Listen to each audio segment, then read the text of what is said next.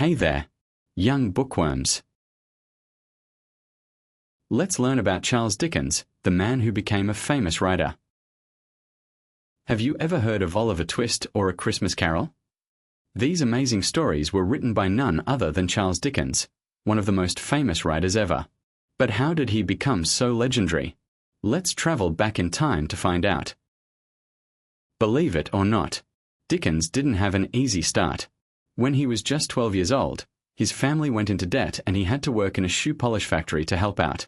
Hard and lonely, but those tough times later inspired his stories about poor children. Young Charles loved reading. Even when he was exhausted from work, he'd sneak in time to read books like Robinson Crusoe. Later, he became a newspaper reporter, where he practiced writing, and boy, did he get good at it.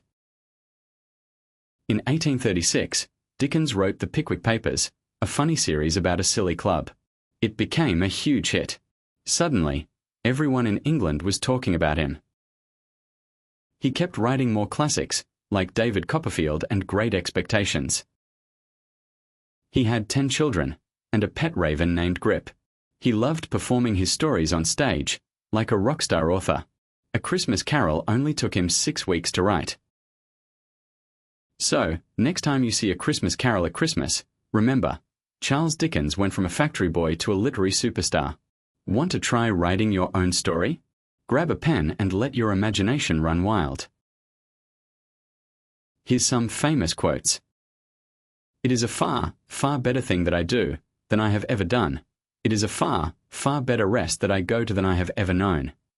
This is from book, A Tale of Two Cities. There is nothing in the world so irresistibly contagious as laughter and good humor. This is from A Christmas Carol. Suffering has been stronger than all other teaching, and has taught me to understand what your heart used to be. I have been bent and broken, but, I hope, into a better shape. Great Expectations. For more such videos, kindly hit the subscribe button. Thanks for watching.